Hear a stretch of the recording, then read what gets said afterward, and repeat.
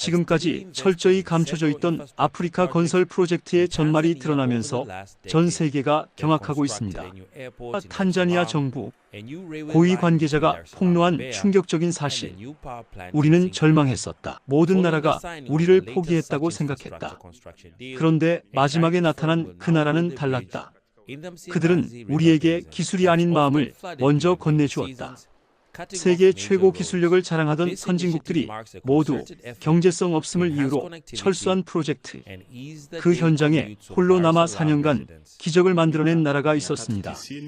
그 나라의 이름은 바로 대한민국. 아프리카 대륙을 뒤흔든 한국의 감동 스토리. 그 놀라운 진실을 지금 공개합니다. 그 전에 잠깐 1초 만에 누를 수 있는 구독과 좋아요는 영상 제작에 아주 큰 힘이 됩니다.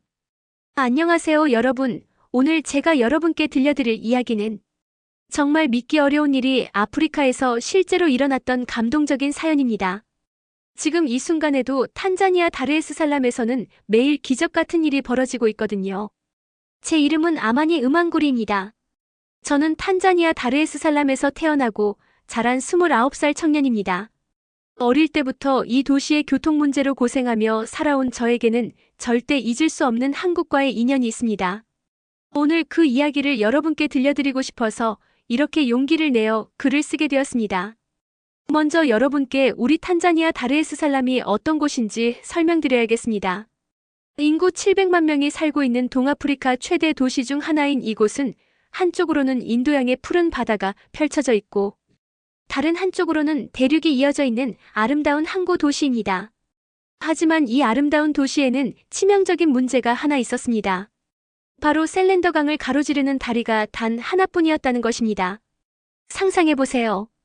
700만 명이 살고 있는 거대한 도시를 남북으로 가로지르는 강의 다리가 오직 하나뿐이라는 상황은요.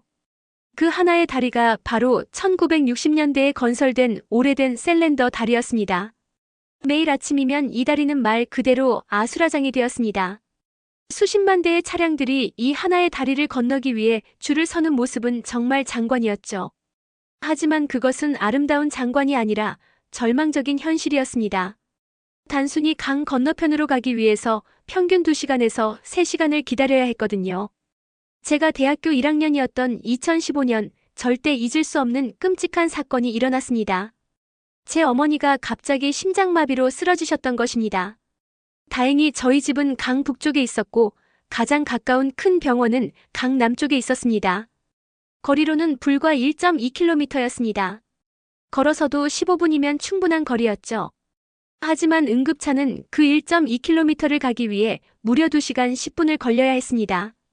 셀렌더 다리에서 막힌 교통 때문이었습니다. 응급차 사이렌이 아무리 울려도 차들이 비켜줄 공간 자체가 없었거든요.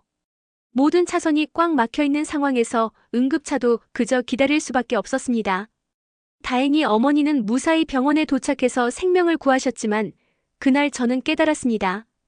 우리 도시의 이 문제가 얼마나 심각한지를요. 실제로 그 해에만 교통체증으로 인해 응급실 도착이 늦어져 생명을 잃은 분들이 23명이나 되었다고 나중에 알게 되었습니다. 이런 상황이 수십 년간 계속되자 탄자니아 정부는 드디어 결단을 내렸습니다. 2018년 두 번째 다리를 건설하기로 한 것입니다. 셀렌더 강 하구 지역에 새로운 대교를 건설해서 교통난을 해결하겠다는 야심찬 계획이었죠. 정부는 곧바로 국제 입찰을 시작했습니다. 세계적인 건설 회사들이 줄줄이 현장 조사를 위해 탄자니아를 찾아왔습니다.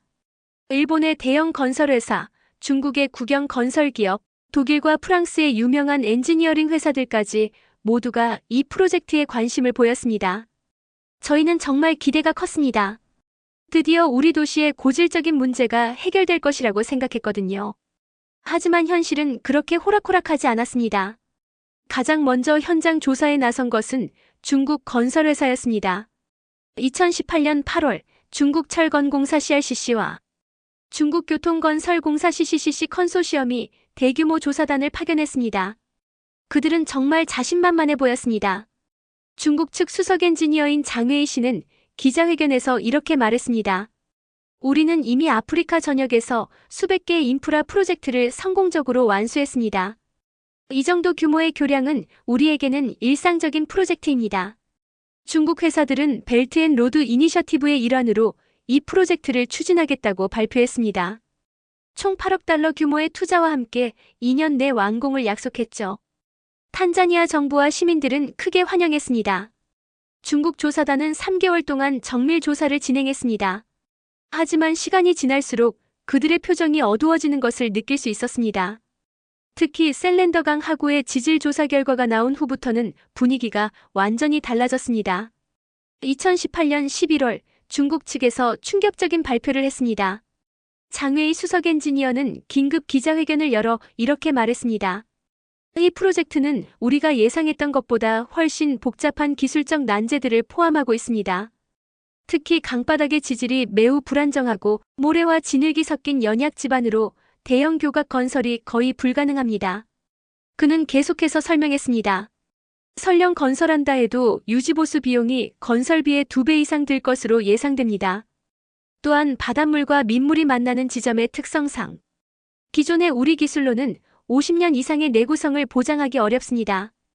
가장 충격적이었던 것은 그의 마지막 발언이었습니다. 솔직히 말씀드리면 이런 조건에서 다리를 건설하는 것은 경제적으로 전혀 타당하지 않습니다. 우리는 이 프로젝트에서 철수하기로 결정했습니다. 중국의 철수 발표 후 탄자니아 전체가 충격에 빠졌습니다. 그 많은 아프리카 프로젝트를 성공시킨 중국마저 포기한다는 것은 정말 이 프로젝트가 불가능하다는 의미처럼 느껴졌거든요. 야당에서는 즉시 정부를 비난하기 시작했습니다. 정부가 무리한 계획을 세웠기 때문에 이런 결과가 나온 것이다. 애초에 실현 불가능한 프로젝트였다는 주장이 쏟아져 나왔습니다. 하지만 정부는 포기하지 않았습니다. 다음 순서는 일본이었습니다. 2019년 1월, 일본의 대림건설과 미쓰비시중공업이 합작으로 조사단을 파견했습니다. 일본 측 프로젝트 매니저인 다나카 히로시 씨는 상당한 자신감을 보였습니다. 우리는 중국과는 다른 접근 방식을 취할 것입니다. 일본의 정밀한 기술력과 오랜 경험을 바탕으로 이 문제를 해결해 보겠습니다라고 말했습니다. 일본 조사단의 접근 방식은 확실히 중국과 달랐습니다. 그들은 더욱 세밀하고 과학적인 조사를 진행했습니다. 해저 지질 조사만 4개월간 진행했고 염분 농도 변화 패턴을 1년간 모니터링했습니다. 일본 기술진들은 정말 꼼꼼했습니다. 강하구의 조류 변화, 계절별 수위 변동, 토양의 화학적 성분까지 모든 것을 분석했습니다. 저는 그들의 이런 모습을 보면서 이번에는 정말 해결될 것 같다는 희망을 품었습니다. 하지만 6개월간의 정밀 조사를 마친 일본 측의 결론도 중국과 크게 다르지 않았습니다. 2019년 8월 다나카 히로시 프로젝트 매니저가 최종 보고서를 발표했습니다. 그의 표정은 착잡해 보였습니다. 우리는 지난 6개월간 가능한 모든 기술적 해결 방안을 검토했습니다. 하지만 이 지역의 특수한 환경적 조건들이 너무나 많은 변수를 만들어냅니다.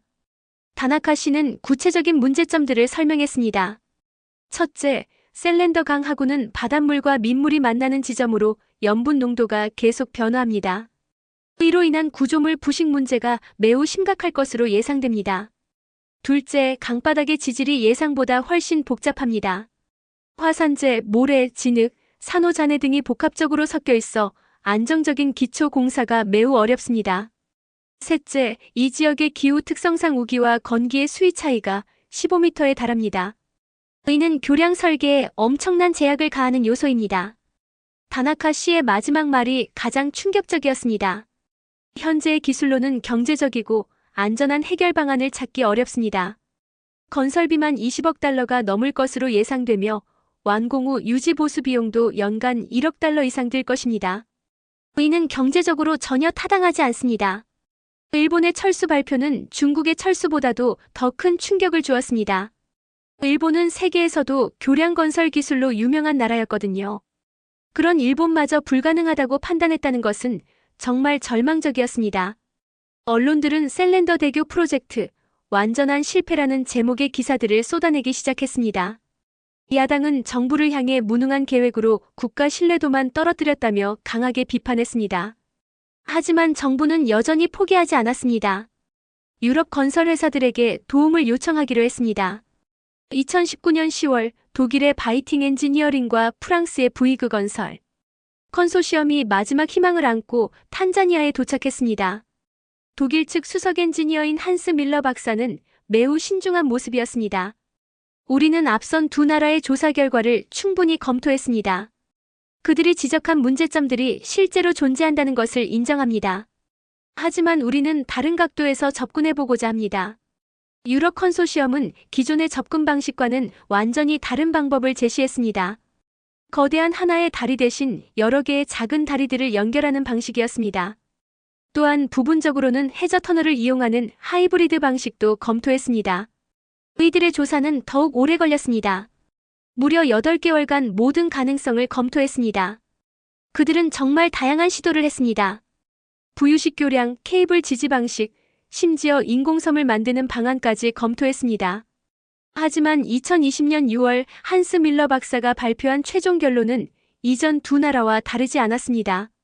우리는 지난 8개월간 인간의 상상력과 현대기술이 허용하는 모든 방법을 검토해 보았습니다. 하지만 결론은 동일합니다.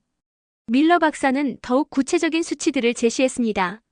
어떤 방식을 선택하든 건설비가 최소 30억 달러 이상 들 것입니다. 더 큰 문제는 완공 후 10년 내에 주요 구조물의 교체가 필요할 가능성이 높다는 점입니다. 이 지역은 기술적으로 해결해야 할 문제가 너무 많습니다. 바닷물과 민물의 교차로 인한 부식, 연약 지반으로 인한 구조적 불안정성, 높은 염분으로 인한 콘크리트 열화, 그리고 계절적 강수량 변화로 인한 수위 변동까지. 이 모든 것을 고려할 때 이 프로젝트는 기술적으로나 경제적으로나 실현 불가능합니다. 유럽 컨소시엄마저 철수를 선언하자 탄자니아 전체가 절망에 빠졌습니다.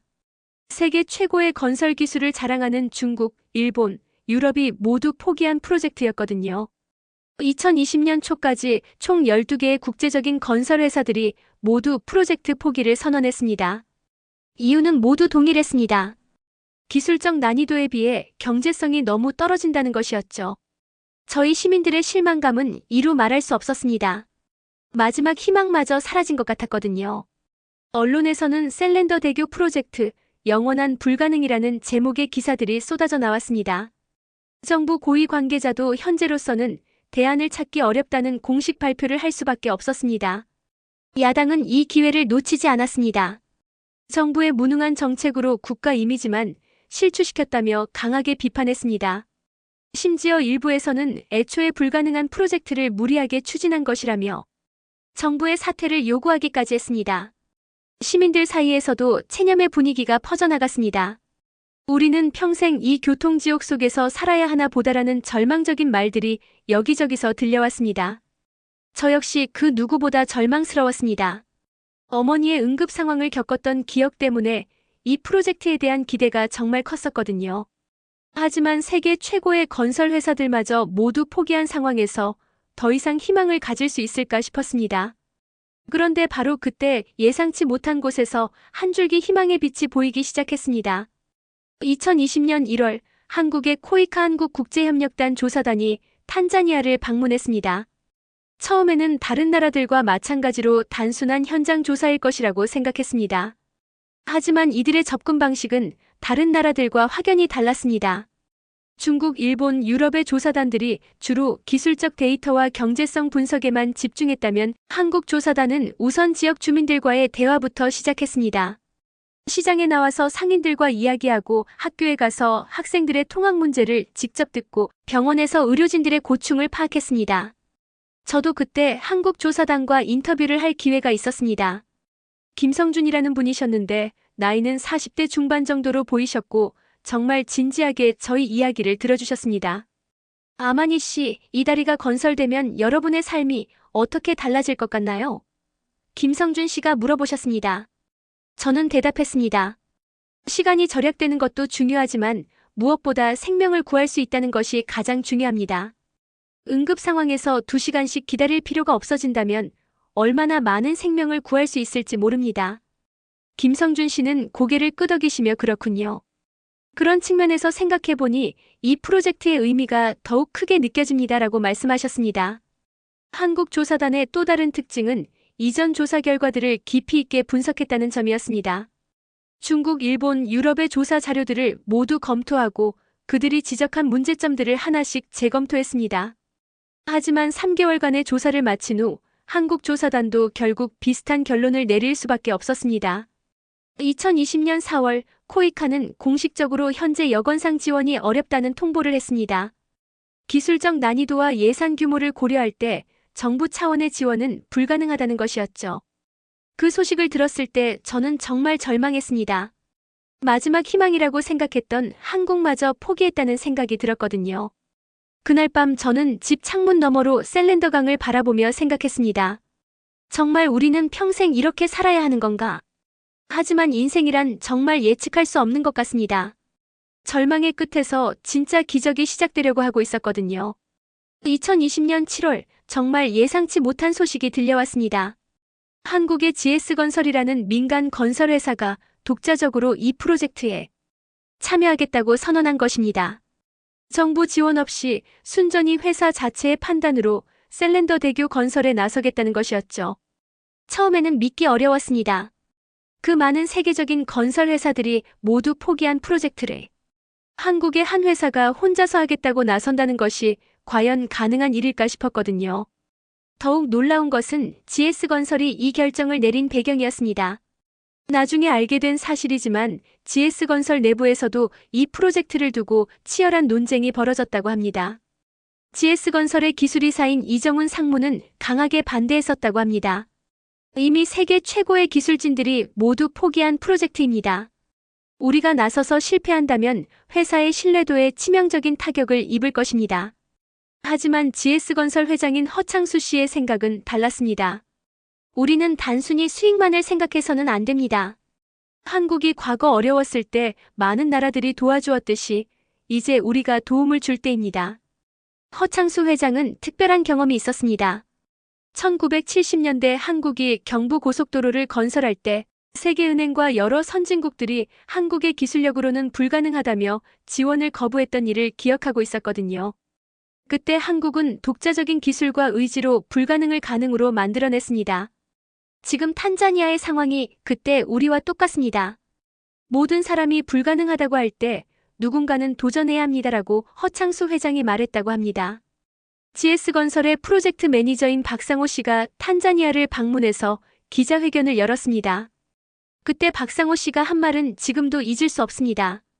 여러분이 궁금해하시는 것은 당연합니다. 왜 우리가 이 어려운 프로젝트에 도전하느냐고 말이죠. 솔직히 말씀드리면 이 프로젝트가 쉽다고 생각하지 않습니다. 하지만 우리에게는 다른 나라들과 다른 접근 방식이 있습니다. 박상호 씨는 계속해서 설명했습니다.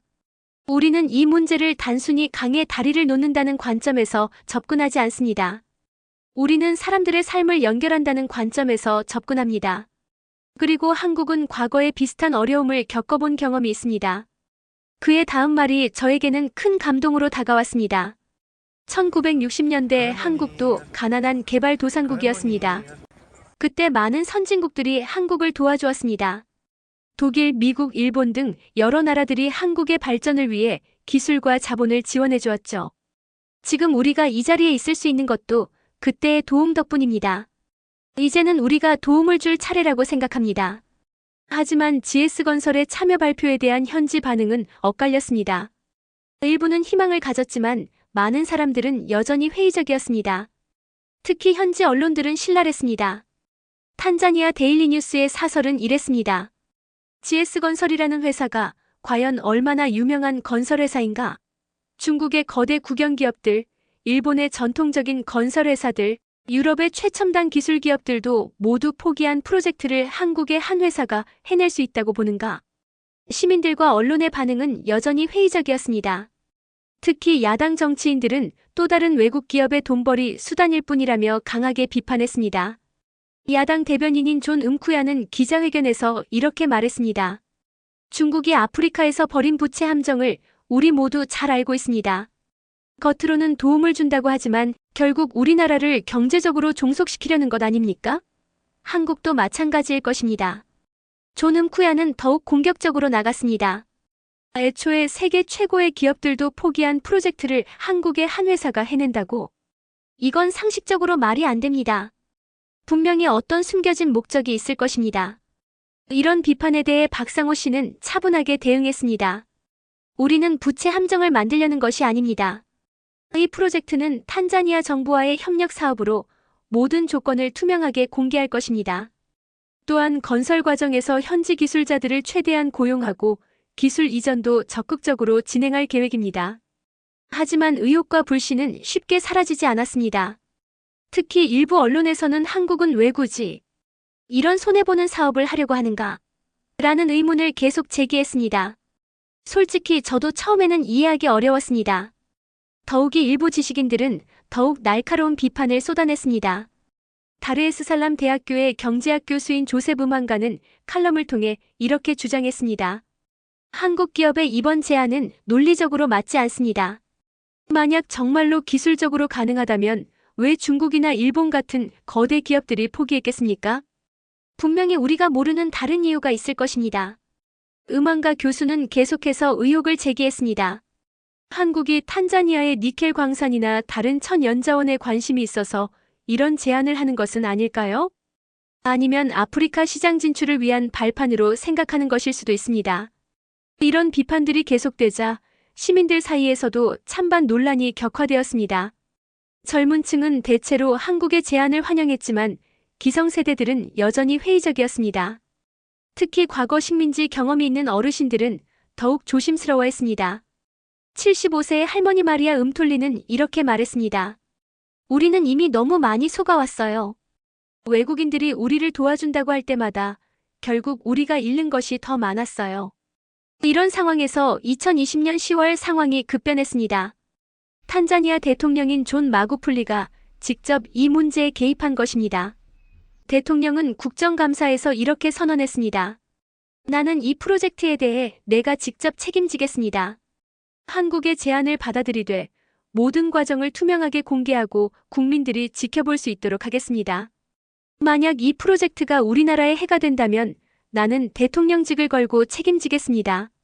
마구풀리 대통령의 이런 강력한 의지 표명에는 특별한 배경이 있었습니다. 그는 대통령이 되기 전 공학 박사였고 인프라 건설의 중요성을 누구보다 잘 알고 있었거든요. 또한 그는 한국의 발전 역사에 대해서도 상당한 지식을 가지고 있었습니다. 대통령은 계속해서 설명했습니다. 한국이라는 나라를 여러분들이 얼마나 아십니까? 60년 전만 해도 한국은 우리보다도 가난한 나라였습니다. 하지만 그들은 포기하지 않았고 불가능을 가능으로 만들어왔습니다.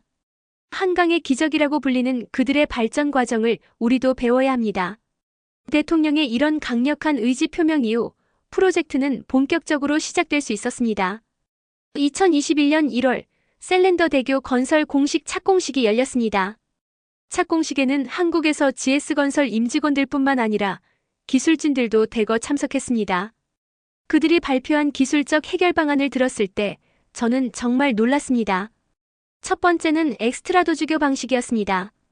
기존의 현수교나 사장교와는 다른 방식으로 상부 구조와 하부 구조를 일체화시켜 연분부식의 강한 구조를 만든다는 것이었습니다.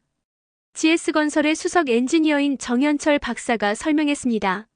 엑스트라도주교는 프랑스에서 개발된 기술이지만 우리는 이를 아프리카의 특수한 환경에 맞게 개선했습니다.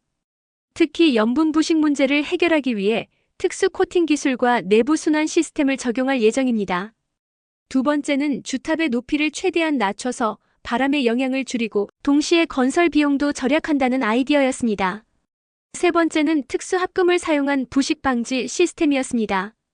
바닷물과 민물이 만나는 환경에서도 50년 이상 견딜 수 있는 특수 코팅 기술을 적용한다는 것이었죠.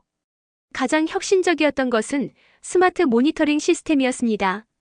다리의 모든 주요 부위에 센서를 설치해서 실시간으로 구조물의 상태를 모니터링하고 문제가 생기기 전에 미리 대응할 수 있는 시스템이었습니다. 정현철 박사는 자신있게 말했습니다.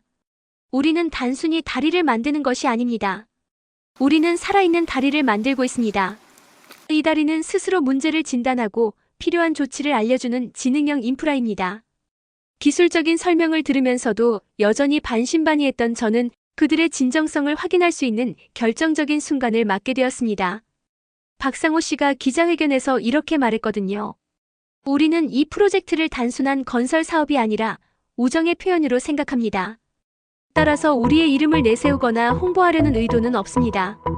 완공 후에도 이 다리는 탄자니아의 것이고 탄자니아 사람들이 원하는 대로 이름을 지으시면 됩니다. 이 말을 들었을 때 저는 정말 감동받았습니다. 보통 건설 회사들은 자신들이 만든 구조물에 회사 이름을 새기거나 홍보 효과를 노리는 경우가 많은데 한국 회사는 그런 것에 전혀 관심이 없어 보였거든요.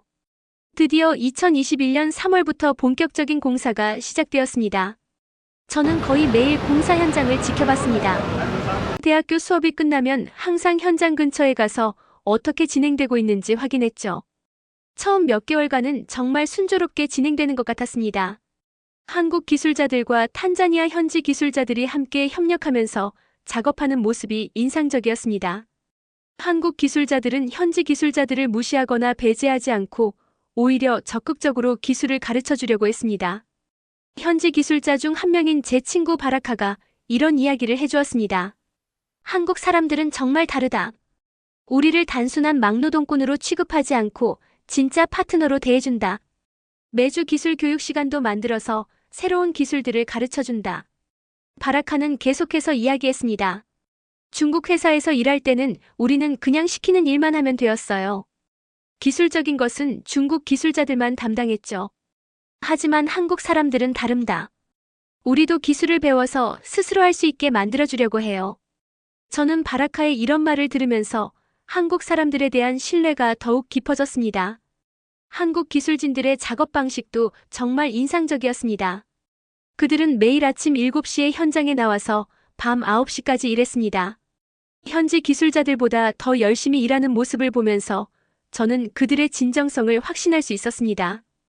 특히 현장 책임자인 김태훈 부장의 모습이 인상적이었습니다. 그는 50대 중반의 베테랑 기술자였는데 어떤 어려운 상황에서도 포기하지 않는 모습을 보여주었습니다. 어느 날 현장에서 작은 사고가 있었습니다. 크레인 작업 중 케이블이 끊어져서 자재가 떨어질 뻔한 일이었죠.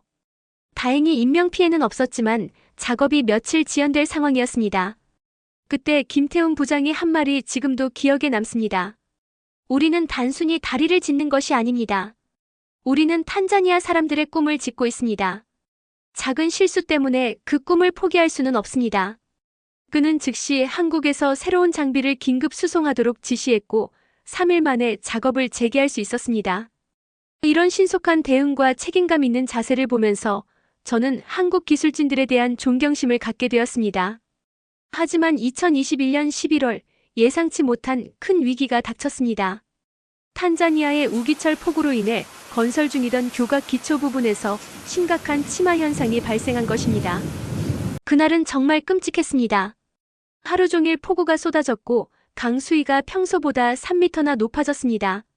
오후 3시경 갑자기 쾅 하는 소리와 함께 이번 교각 기초 부분이 15cm나 침하되었습니다. 현장에서 작업하던 기술자 3명이 다치는 사고도 발생했습니다. 다행히 생명에는 지장이 없었지만 공사는 전면 중단될 수밖에 없었습니다. 이 소식이 알려지자 그동안 프로젝트를 비판해왔던 언론과 정치인들이 역시 불가능한 프로젝트였다며 일제히 비난의 목소리를 높였습니다. 탄자니아 스탠다드 신문의 헤드라인은 한국의 무모한 도전, 결국 실패로 드러나였습니다. 기사 내용은 더욱 신랄했습니다. 결국 한국도 다른 나라들과 마찬가지로 실패했다. 애초에 불가능한 일을 무리하게 추진한 결과다. 이제라도 이 프로젝트를 중단하고 현실적인 대안을 찾아야 한다. 야당에서는 즉시 공사를 중단하고 한국 회사와의 계약을 해지해야 한다고 주장했습니다. 야당 대변인 존 음쿠야는 기자회견에서 이렇게 말했습니다. 우리가 처음부터 경고했던 일이 결국 일어났습니다. 세계 최고의 기업들도 포기한 프로젝트를 한국의 한 회사가 할 수 있다는 것 자체가 무리였습니다. 이제는 현실을 인정하고 프로젝트를 중단해야 합니다. 시민들 사이에서도 역시 너무 기대했나 보다라는 실망감이 퍼져나갔습니다. 카페나 식당에서 들리는 대화들은 대부분 부정적이었습니다. 결국 한국도 실패했네. 이제 정말 희망이 없는 것 같아. 애초에 너무 기대를 많이 했나 봐. 현실은 이런 거야. 저도 처음에는 정말 절망스러웠습니다. 이번에야말로 정말 끝인 것 같았거든요. 한국에 대한 기대가 컸던 만큼 실망감도 더 컸습니다. 하지만 한국 기술진들의 반응은 달랐습니다. 박상호 씨는 긴급 기자회견을 열어 이렇게 말했습니다. 이번 사고는 예상치 못한 일이지만 포기할 이유는 아닙니다. 우리는 이미 이런 상황에 대비한 기술적 해결 방안을 준비해왔습니다. 잠시 공사를 중단하고 기초를 보강한 후에 다시 시작하겠습니다. 그의 다음 말은 더욱 인상적이었습니다. 한국에서는 100번 넘어져도 101번 일어난다는 말이 있습니다. 이 정도 어려움으로 포기할 우리가 아닙니다. 탄자니아 국민 여러분께서 조금만 더 기다려주신다면 반드시 좋은 결과를 보여드리겠습니다. 박상호 씨는 계속해서 설명했습니다. 사실 이런 상황은 한국에서도 여러 번 겪어본 일입니다. 1970년대 경부고속도로를 건설할 때도 1980년대 여러 교량을 건설할 때도 비슷한 어려움이 있었습니다. 하지만 우리는 포기하지 않았고 결국 성공할 수 있었습니다. 이때부터 정말 놀라운 일이 벌어졌습니다. 한국에서 수중건설 전문가들이 긴급히 파견된 것입니다. 이들은 수심 15m의 혼탁한 물속에서 정밀, 용접 작업을 수행할 수 있는 특수기술을 보유한 전문가들이었습니다. 수중건설팀 리더인 이민호 씨를 만났을 때의 일이 지금도 생생합니다. 그는 한국에서 20년 넘게 수중 용접 작업을 해온 베테랑 기술자였습니다. 사실 이런 환경에서의 수중 작업은 세계적으로도 매우 어려운 기술입니다. 바닷물과 민물이 만나는 지점이라 염분 농도가 계속 변하고 시야도 거의 제로에 가깝거든요. 하지만 우리는 이미 한국의 여러 교량 건설에서 비슷한 경험을 쌓아왔습니다. 이민호 씨가 설명해 주었습니다. 이민호 씨는 구체적인 작업 계획을 설명해 주었습니다. 우리는 특수 잠수복과 수중 용접 장비를 사용해서 침하된 부분을 보강할 것입니다. 동시에 추가적인 기초 파일을 박아서 전체적인 안정성을 높일 예정입니다. 수중 작업이 시작된 후 45일 동안 저는 거의 매일 현장을 찾았습니다. 물 위로는 별다른 변화가 보이지 않았지만 물속에서는 엄청난 작업이 진행되고 있다는 것을 알 수 있었습니다. 한국 잠수사들의 작업은 정말 경이로웠습니다. 하루에 8시간씩 시야가 거의 없는 물속에서 정밀한 용접 작업을 수행했습니다. 바닷물과 민물이 만나는 지점이라 물의 밀도도 계속 변하고 조류도 복잡했지만 그들은 포기하지 않았습니다. 이민호 씨는 매일 작업 후 브리핑을 해주었습니다. 오늘은 3번 구역의 보강 작업을 완료했습니다. 내일은 4번 구역으로 이동할 예정입니다. 예상보다 작업이 순조롭게 진행되고 있습니다.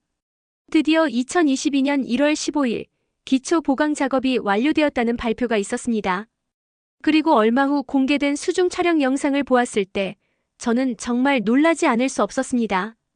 완전히 새로워진 교각 기초가 강바닥에 견고하게 자리 잡고 있었던 것입니다. 치마 부분은 완전히 보강되었고 추가적인 안전장치들도 설치되어 있었습니다. 이민호 씨는 후에 이렇게 설명해 주었습니다. 단순히 손상된 부분을 복구하는 것이 아니라 아예 새로운 차원의 기초를 만들었습니다. 이제는 어떤 폭우가 와도 문제 없을 것입니다. 공사가 재개된 후에 진행 속도는 정말 놀라웠습니다. 한국 기술진들은 기존의 건설 방식을 완전히 혁신했습니다. 가장 인상적이었던 것은 모듈형 상판 조립 방식이었습니다. 교량 상판을 여러 개의 모듈로 나누어 육상에서 미리 제작한 후 대형 크레인으로 순서대로 조립해 나가는 방식이었죠. 현지 기술자인 바라카가 흥미롭게 설명해 주었습니다. 이전에는 상판을 현장에서 직접 타설하려고 했는데 그러면 날씨의 영향을 많이 받고 시간도 오래 걸렸어요. 하지만 모듈 방식을 사용하니까 공기가 6개월이나 단축되었습니다. 실제로 모듈 조립 과정을 지켜보는 것은 마치 거대한 레고 블록을 맞추는 것 같았습니다. 각각의 모듈이 정확히 제자리에 안착되는 모습은 정말 예술적이었죠. 한국 기술진들이 사용한 또 다른 혁신적인 방법은 BIMBUILDING INFOR ATION 마덜링 시스템이었습니다. 컴퓨터로 다리 전체를 3D 모델링하여 모든 부품의 위치와 연결점을 정확하게 계산한 후 조립하는 방식이었습니다. 현장 기술팀장인 최영수 차장이 설명해 주었습니다. 전통적인 방식으로는 현장에서 측량하고 조정하는 과정에서 오차가 발생하기 쉽습니다. 하지만 BIM 시스템을 사용하면 밀리미터 단위까지 정확하게 맞출 수 있습니다. 이런 첨단 기술의 도입으로 작업 효율성이 획기적으로 향상되었습니다. 원래 예상했던 공기보다 8개월이나 단축될 수 있었거든요. 한국 기술진들의 또 다른 특징은 안전관리에 대한 철저함이었습니다. 매일 아침 30분간 안전교육을 실시했고 모든 작업자에게 최신 안전장비를 제공했습니다. 안전관리 담당인 박정훈 과장은 이렇게 말했습니다. 우리는 단 한 명의 작업자도 다치는 일이 없도록 최선을 다하고 있습니다. 다리를 완성하는 것도 중요하지만 모든 사람이 안전하게 집으로 돌아가는 것이 더 중요합니다. 실제로 수중 작업 사고 이후로는 단 한 건의 안전사고도 발생하지 않았습니다. 이는 한국 기술진들의 철저한 안전관리 덕분이었습니다. 2022년 8월 드디어 교량의 기본 구조가 완성되었습니다. 아직 마무리 작업이 남아 있었지만 다리의 전체적인 모습이 드러났을 때 시민들의 반응은 폭발적이었습니다. 셀렌더 강위로 우아하게 뻗은 하얀 다리의 모습은 정말 장관이었습니다. 엑스트라도주교 특유의 세련된 디자인 때문에 마치 유럽의 어느 도시에서나 볼 법한 아름다운 다리가 우리 탄자니아에 나타난 것 같았습니다. 특히 야간 조명이 설치된 후의 모습은 더욱 아름다웠습니다. 강물에 비친 다리의 실루엣은 마치 꿈속의 장면 같았죠. 시민들의 반응은 뜨거웠습니다. 소셜미디어에는 다리 사진들이 넘쳐났고 많은 사람들이 정말 우리 탄자니아에 이런 다리가 생긴 게 맞나? 라는 댓글을 달았습니다. 다르에스살람 대학교 건축학과 학생인 제 친구 파티마는 이렇게 말했습니다. 이 다리는 단순한 교통시설이 아니야. 이건 우리 탄자니아의 새로운 상징이 된 거야. 우리도 세계 어느 나라 못지않은 아름다운 인프라를 가질 수 있다는 것을 보여주는 거지. 시민들 사이에서는 이 다리 이름을 뭐라고 할까? 라는 이야기가 자연스럽게 나오기 시작했습니다. 대부분의 사람들은 코리아 브릿지 또는 한국 다리라고 부르자는 의견이었습니다. 하지만 박상호 씨의 반응은 의외였습니다. 감사한 마음이지만 이 다리는 탄자니아 국민들의 것입니다. 우리는 단지 도와드린 것일 뿐이고 이름은 여러분들이 원하는 대로 지으시면 됩니다. 이런 한국 측의 겸손한 태도가 시민들에게는 더 큰 감동을 주었습니다. 보통 건설회사들은 자신들의 이름을 다리에 새기려고 하는데 한국은 오히려 그런 것을 사양하니까 더욱 고마웠거든요. 결국 시민 투표와 정부 논의를 거쳐 탄자나이트 브릿지라는 이름으로 결정되었습니다. 탄자나이트는 탄자니아에서만 발견되는 세계 유일의 보석으로 우리나라를 상징하는 가장 소중한 자원 중 하나입니다. 이름을 정하는 과정에서도 한국 측의 세심한 배려가 느껴졌습니다. 박상호 씨는 탄자나이트처럼 아름답고 귀중한 이름을 지어주셔서 오히려 저희가 영광입니다라고 말했습니다. 2022년 12월 23일 드디어 탄자나이트 브릿지 개통식이 열렸습니다. 그날은 제 인생에서 절대 잊을 수 없는 하루가 되었습니다. 개통식에는 탄자니아 대통령과 한국에서 온 고위 관계자들 그리고 수만 명의 시민들이 참석했습니다. 저도 시민대표 중 한 명으로 개통식에 참석할 수 있었습니다. 한국에서는 GS건설 회장을 비롯해 외교부 차관, 국토교통부 차관까지 참석했습니다. 이는 한국 정부가 이 프로젝트를 얼마나 중요하게 생각하는지를 보여주는 것이었습니다. 대통령이 테이프를 자르고 첫 번째 차량이 다리를 건너는 순간 군중들의 환호성이 하늘을 찔렀습니다. 저도 모르게 눈물이 났습니다. 7년 동안 꿈꿔왔던 일이 드디어 현실이 된 것이었거든요. 개통식에서 마구풀리 대통령이 한 연설이 특히 인상적이었습니다. 오늘 우리는 단순히 다리 하나를 개통하는 것이 아닙니다. 우리는 불가능을 가능으로 만드는 새로운 시대를 열고 있습니다. 그리고 그 시작에 한국이라는 진정한 친구가 함께 해주었습니다.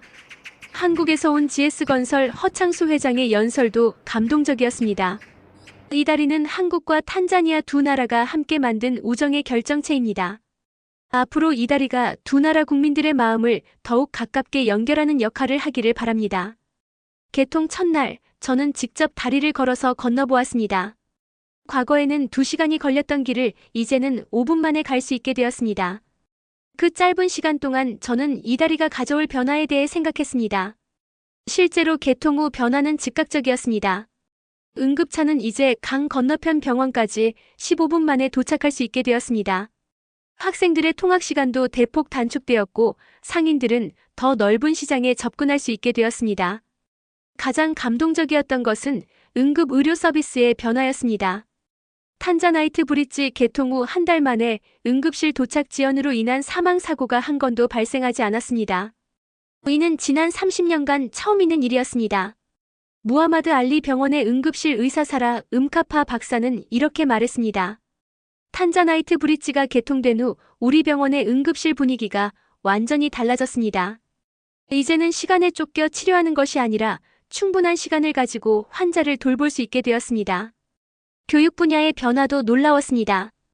강 건너편에 있는 다르에스살람 대학교에 다니는 학생들의 출석률이 23% 증가했습니다. 통학 시간이 단축되면서 더 많은 학생들이 정규 수업에 참여할 수 있게 된 것입니다. 다르에스살람 대학교 학생회장인 조셉 음환자는 이렇게 말했습니다. 이전에는 통학 때문에 하루 종일 지쳐서 도서관에서 공부할 엄두도 못 냈어요. 하지만 이제는 시간과 에너지가 남아서 더 많은 것을 배울 수 있게 되었습니다. 하지만 이다리가 가져온 변화는 단순히 교통 편의만이 아니었습니다. 2023년 2월 CNN에서 탄자나이트 브릿지에 대한 특집 다큐멘터리를 방영했습니다. 제목은 더 브리지 대 체인지드 에브리싱 코리어즈 기프트 투 텐제이니어였습니다. 다큐멘터리에서 CNN 기자 크리스티안 아만푸어는 이렇게 말했습니다. 이것은 단순한 건설 프로젝트가 아니었습니다. 이것은 진정한 국제 협력의 모델이었습니다. 한국은 경제적 이익보다는 인간적 연대를 우선시했고 그 결과 아프리카 대륙에 새로운 희망을 만들어냈습니다. BBC에서도 비슷한 취지의 프로그램을 방영했습니다.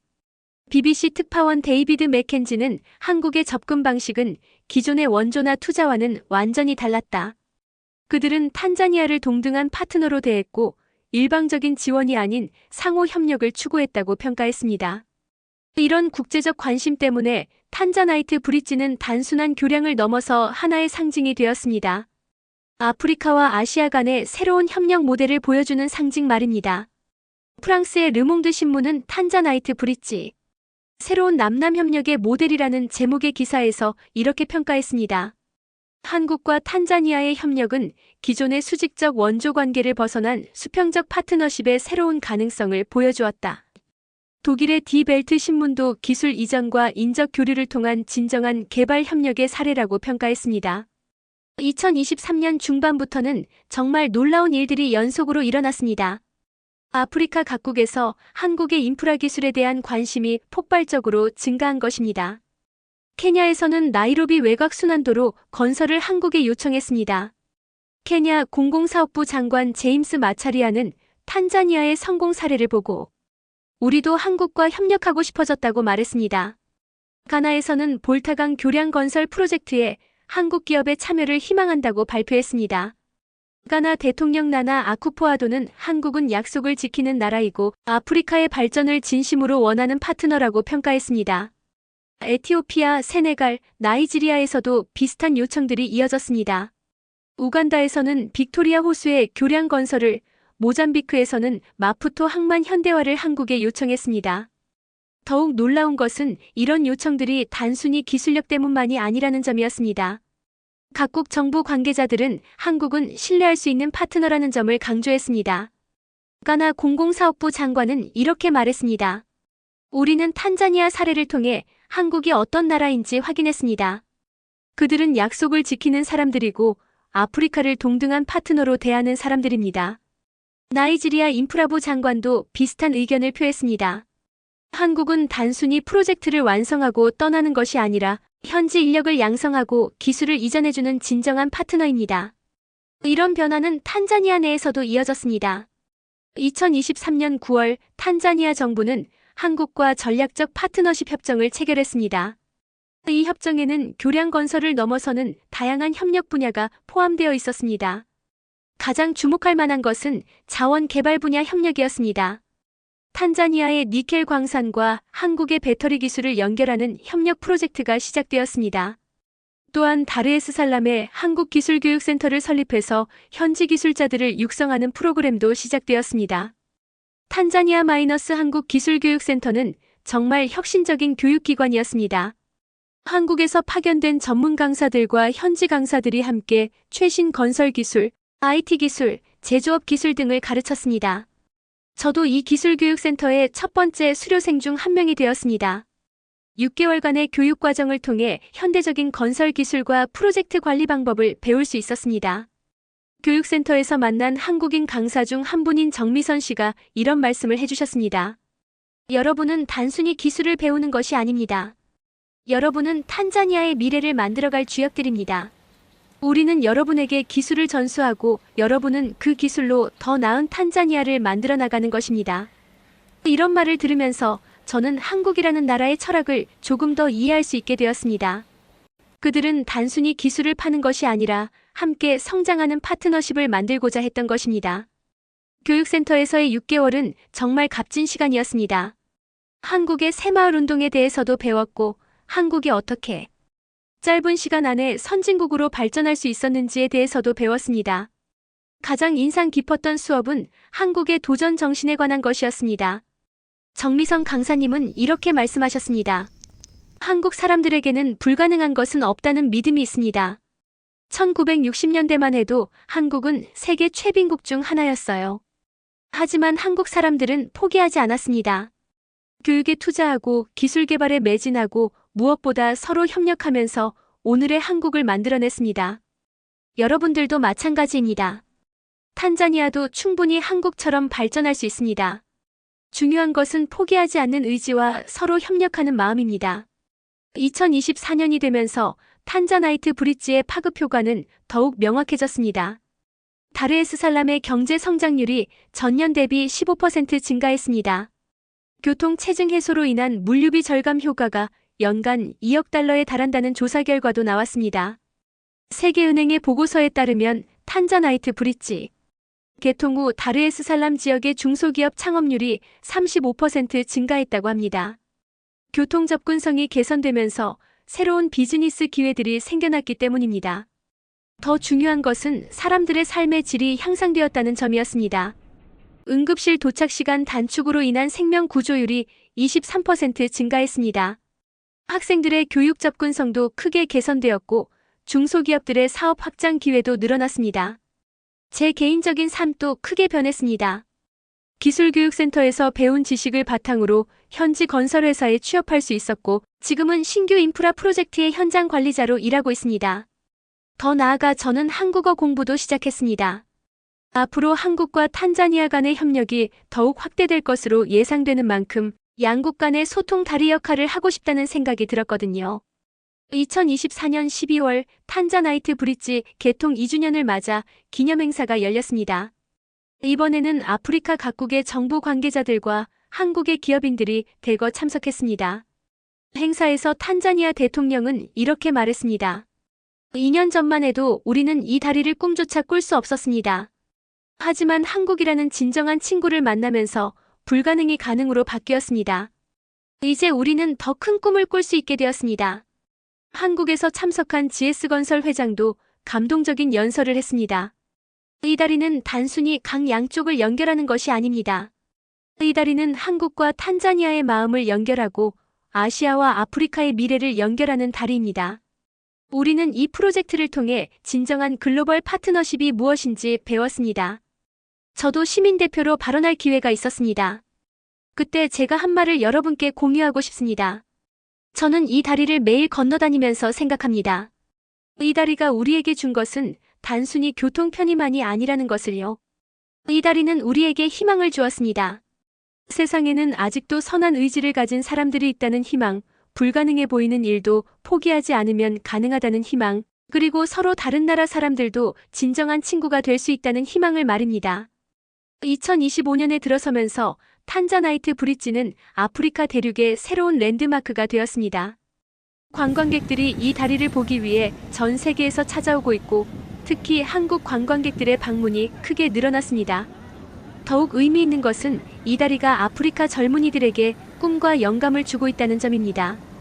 많은 아프리카 학생들이 한국의 기술과 문화에 관심을 갖기 시작했고 한국 유학을 희망하는 학생들도 급증했습니다.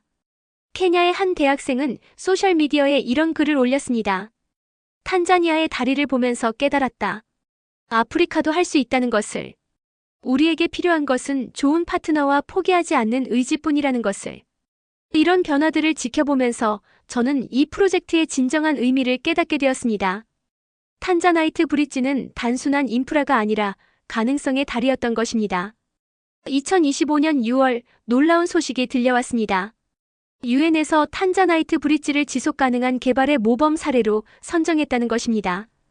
특히 기술 이전과 현지 역량 강화를 통한 상생 협력 모델이라는 평가를 받았습니다. 유엔 개발계획 UNDP 사무총장은 성명에서 탄자나이트 브릿지 프로젝트는 개발도상국 간 협력의 새로운 패러다임을 제시했다. 이는 단순한 원조가 아닌 진정한 파트너십이 어떤 결과를 만들어낼 수 있는지 보여주는 훌륭한 사례라고 평가했습니다. 이런 국제적 인정을 받으면서 한국과 탄자니아의 협력은 더욱 확대되고 있습니다. 현재 계획 중인 프로젝트만 해도 항만 현대화, 철도 건설, 신재생 에너지 개발 등 다양한 분야에 걸쳐 있습니다. 특히 제가 주목하고 있는 것은 교육 분야 협력입니다. 2025년 9월 다르에스살람에 한국-탄자니아 공과대학이 설립될 예정입니다. 이 대학에서는 한국의 최신 기술과 탄자니아의 현지 사정을 결합한 실용적인 교육이 이뤄질 예정입니다. 저도 이 대학의 설립준비위원회에 참여하고 있습니다. 탄자나이트 브릿지 건설 과정에서 쌓은 경험을 바탕으로 후배들에게 더 나은 교육 기회를 제공하고 싶다는 생각에서입니다. 지금까지의 여정을 돌아보면서 저는 깨닫습니다. 탄자나이트 브릿지는 단순히 강위에 놓인 다리가 아니라는 것을요. 이 다리는 절망과 희망을 연결하는 다리였고 과거와 미래를 연결하는 다리였으며 무엇보다 사람과 사람의 마음을 연결하는 다리였습니다. 처음 한국 조사단이 왔을 때만 해도 저는 한국에 대해 별로 아는 것이 없었습니다. 그냥 아시아의 한 나라 정도로만 생각했죠. 하지만 지금은 다릅니다. 한국은 저에게 그리고 우리 탄자니아에게 진정한 친구가 되었습니다. 한국 사람들을 통해 저는 배웠습니다. 진정한 도움이란 상대방을 동등한 파트너로 대하는 것이라는 것을, 기술을 전수하는 것보다 함께 성장하는 것이 더 중요하다는 것을, 그리고 작은 나라라도 큰 꿈을 가질 수 있다는 것을 말입니다. 한국도 60년 전만 해도 가난한 나라였다고 들었습니다. 하지만 그들은 포기하지 않았고 교육과 기술 발전에 집중했으며 무엇보다 서로 돕고 협력하는 문화를 만들어 왔습니다. 그 결과 지금은 전 세계에서 인정받는 선진국이 되었죠. 특히 인상적이었던 것은 한국의 빨리빨리 문화와 정문화였습니다. 한국 기술자들은 모든 일을 빠르고 효율적으로 처리했지만 동시에 현지 사람들과의 인간적인 관계도 소중히 여겼습니다. 탄자나이트 브릿지 건설 현장에서 일했던 한국 기술자 김태훈 부장님은 프로젝트가 끝난 후에도 가끔 탄자니아를 방문하십니다. 그냥 옛 동료들 안부를 묻고 현지 상황을 확인하기 위해서죠. 김태훈 부장님은 지난번 방문했을 때 이렇게 말씀하셨습니다. 탄자니아는 이제 제게 제2의 고향 같은 곳입니다. 여기서 함께 일했던 동료들, 함께 꿈을 이뤄낸 경험들이 제 인생에서 가장 소중한 추억이 되었어요. 이런 진정성 있는 관계가 바로 한국이 다른 나라들과 차별화되는 점이라고 생각합니다. 우리 탄자니아도 한국처럼 될 수 있다고 저는 믿습니다. 탄자나이트 브릿지가 그 시작점이 되었고 앞으로 더 많은 기적들이 이어질 것이라고 확신합니다. 실제로 탄자나이트 브릿지 개통 이후 우리나라에는 많은 변화가 일어나고 있습니다. 젊은 세대들 사이에서는 탄자니아도 할 수 있다는 자신감이 퍼져나가고 있고 정부 차원에서도 더 야심찬 개발 계획들을 세우고 있습니다. 2025년 8월 탄자니아 정부는 비전 2040 중진국 도약 계획을 발표했습니다. 이 계획에는 교통 인프라 확충, 교육 시스템 개선, 산업 다각화 등이 포함되어 있는데 모든 분야에서 한국과의 협력이 핵심 요소로 자리 잡고 있습니다. 특히 주목할 만한 것은 탄자니아형 새마을운동 계획입니다. 한국의 새마을운동을 벤치마킹해서 농촌 지역의 자립 역량을 강화하겠다는 것입니다. 이미 5개 지역에서 시범 사업이 시작되었고 한국에서 새마을운동 전문가들이 파견되어 현지 지도자들을 교육하고 있습니다. 지난 5년간의 경험을 통해 저는 한 가지 확신하게 되었습니다. 세상에는 아직도 선한 의지를 가진 사람들이 있고 그들과 함께라면 어떤 불가능도 가능으로 만들 수 있다는 것입니다. 탄자나이트 브릿지를 건너갈 때마다 저는 생각합니다. 이 다리는 우리가 함께 만들어낸 기적이라고요. 한국의 기술과 탄자니아의 열정이 만나서 만들어낸 아름다운 결과물이라고요. 그리고 이 다리는 단순히 물리적인 연결뿐만 아니라 정신적, 문화적 연결도 만들어냈습니다. 이제 탄자니아 젊은이들 사이에서는 K-팝과 한국 드라마가 인기를 끌고 있고 한국어를 배우려는 사람들도 늘어나고 있습니다. 다르에스살람 대학교에서는 한국학과가 신설되었고 매년 10명의 학생들이 한국으로 교환학생을 갑니다. 저도 내년에 한국 교환학생 프로그램에 지원할 계획입니다. 앞으로도 저는 이 다리를 지키고 발전시켜 나갈 것입니다. 그리고 언젠가는 제가 다른 나라의 누군가에게 도움을 줄 수 있는 사람이 되고 싶습니다. 탄자나이트 브릿지가 저에게 가르쳐 준 것처럼 진정한 우정과 협력의 의미를 다른 사람들에게도 전해주고 싶습니다. 한국과 탄자니아의 우정은 이제 시작에 불과합니다. 탄자나이트 브릿지는 그 우정의 첫 번째 상징이었고 앞으로 더 많은 아름다운 이야기들이 만들어질 것입니다. 2025년 9월 현재 한국-탄자니아 협력 프로젝트는 더욱 확대되고 있습니다. 항만 현대화, 철도 건설, IT 인프라 구축, 의료시설 개선 등 다양한 분야에서 협력이 진행되고 있습니다. 최근에는 탄자니아 청년들을 위한 코리아 드림 프로그램도 시작되었습니다. 매년 100명의 우수한 탄자니아 청년들이 한국에서 1년간 기술 교육과 인턴십을 받을 수 있는 프로그램입니다. 마지막으로 제가 한국 친구들에게 하고 싶은 말이 있습니다. 여러분이 우리에게 준 것은 단순한 다리가 아니었습니다. 여러분은 우리에게 희망을 주었고 꿈을 주었으며 무엇보다 진정한 우정을 주었습니다. 탄자니아 사람들은 이 은혜를 절대 잊지 않을 것입니다. 그리고 전 세계의 모든 사람들에게도 말하고 싶습니다. 서로 다른 나라, 서로 다른 문화를 가진 사람들이라도 진정한 마음으로 다가간다면 얼마든지 아름다운 협력을 만들어낼 수 있다는 것을요. 탄자나이트 브릿지가 바로 그 증거입니다. 오늘 제가 들려드린 이 이야기가 여러분에게도 희망과 영감을 줄 수 있기를 바랍니다. 그리고 여러분도 언젠가는 누군가에게 탄자나이트 브릿지 같은 희망을 줄 수 있는 사람이 되시기를 진심으로 응원합니다. 불가능을 가능으로 만든 한국과 탄자니아의 아름다운 우정 이야기, 그리고 그 우정이 만들어낸 기적 같은 다리 탄자나이트 브릿지. 이 이야기는 끝이 아니라 새로운 시작입니다. 앞으로도 더 많은 기적들이 이어질 것이라고 저는 믿습니다. 한국이라는 나라가 보여준 것은 단순한 기술력이 아니었습니다. 그것은 포기하지 않는 의지였고 상대방을 존중하는 마음이었으며 함께 성장하려는 진정성이었습니다. 이런 가치들이야말로 진정한 글로벌 리더십의 모습이라고 저는 생각합니다. 탄자나이트 브릿지는 이제 우리 탄자니아의 자랑이 되었습니다. 하지만 그 이상으로 이 다리는 전 세계에 희망의 메시지를 전하고 있습니다. 서로 다른 나라들이 진정한 파트너가 될 수 있다는 메시지, 불가능해 보이는 일도 함께 노력하면 가능하다는 메시지, 그리고 기술과 진정성이 만나면 얼마나 아름다운 결과를 만들어낼 수 있는지 보여주는 메시지를 말입니다. 특히 중국, 일본, 유럽의 거대 기업들이 모두 포기했던 그 현장에서 한국이 보여준 도전 정신과 혁신은 정말 감동적이었습니다. 그들은 기존의 방식에 얽매이지 않고 새로운 해결책을 찾아냈고 무엇보다 현지 사람들과의 진정한 파트너십을 통해 불가능을 가능으로 만들어냈습니다. 이 모든 경험을 통해 저는 깨달았습니다. 진정한 발전이란 혼자만의 힘으로 이루어지는 것이 아니라 서로 손을 잡고 함께 나아갈 때 가능하다는 것은요. 한국과 탄자니아가 함께 만들어낸 탄자나이트 브릿지가 바로 그 증거입니다. 여러분은 어떻게 생각하시나요? 이런 한국과 탄자니아의 협력 사례가 다른 나라들에게도 좋은 모델이 될 수 있을까요? 댓글로 여러분의 의견을 들려주세요. 그리고 이 감동적인 이야기가 마음에 드셨다면 좋아요와 구독 버튼을 눌러주세요. 여러분의 관심과 응원이 이런 의미 있는 이야기들을 더 많이 발굴하고 전파하는 데 큰 힘이 됩니다. 또한 주변 분들과도 이 이야기를 공유해 주시면 좋겠습니다. 한국의 진정성 있는 국제협력 사례가 더 널리 알려져야 한다고 생각하거든요. 탄자나이트 브릿지처럼 아름다운 협력의 사례들이 전 세계 곳곳에서 더 많이 만들어질 수 있도록 말입니다. 다음 영상에서는 또 다른 감동적인 한국의 해외 협력 사례를 준비해서 찾아뵙겠습니다. 한국이 전 세계 곳곳에서 만들어가고 있는 우정과 희망의 이야기들을 계속해서 여러분께 전해드리겠습니다. 마지막으로 한 번 더 말씀드리지만 탄자나이트 브릿지는 단순한 건설 프로젝트의 성공 사례가 아닙니다. 이것은 진정한 국제협력이 무엇인지, 선진국과 개발도상국이 어떻게 상생할 수 있는지, 그리고 기술과 인간적 진정성이 만났을 때 얼마나 아름다운 결과를 만들어낼 수 있는지를 보여주는 완벽한 사례입니다.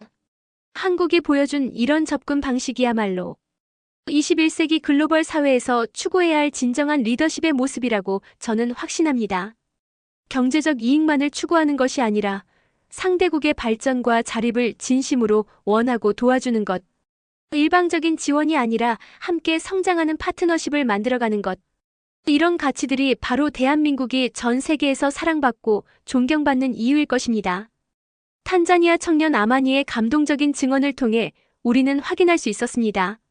한국의 기술력은 세계 최고 수준이지만 그보다 더 소중한 것은 한국인들의 따뜻한 마음과 진정성이라는 것을요. 기술은 배울 수 있지만 진정성은 마음에서 우러나오는 것이니까요. 앞으로도 한국이 전 세계 곳곳에서 이런 아름다운 이야기들을 계속 만들어 나갈 것이라고 믿습니다. 그리고 그런 이야기들이 더 많은 사람들에게 희망과 영감을 줄 수 있기를 진심으로 바랍니다. 여러분도 일상에서 만나는 작은 기회들을 통해 누군가에게 희망과 도움을 줄 수 있는 사람이 되시기를 응원합니다. 탄자나이트 브릿지처럼 큰 프로젝트가 아니더라도 진정성 있는 작은 도움들이 모여서 세상을 더 아름답게 만들 수 있다고 생각하거든요. 오늘 이 감동적인 이야기를 끝까지 들어주신 여러분께 진심으로 감사드립니다. 그리고 탄자니아와 한국의 아름다운 우정이 앞으로도 계속 이어져 나가기를 함께 응원해 주시기 바랍니다. 다음에도 더욱 감동적이고 의미 있는 이야기로 찾아뵙겠습니다. 구독과 좋아요, 그리고 여러분의 소중한 댓글 기다리겠습니다. 감사합니다.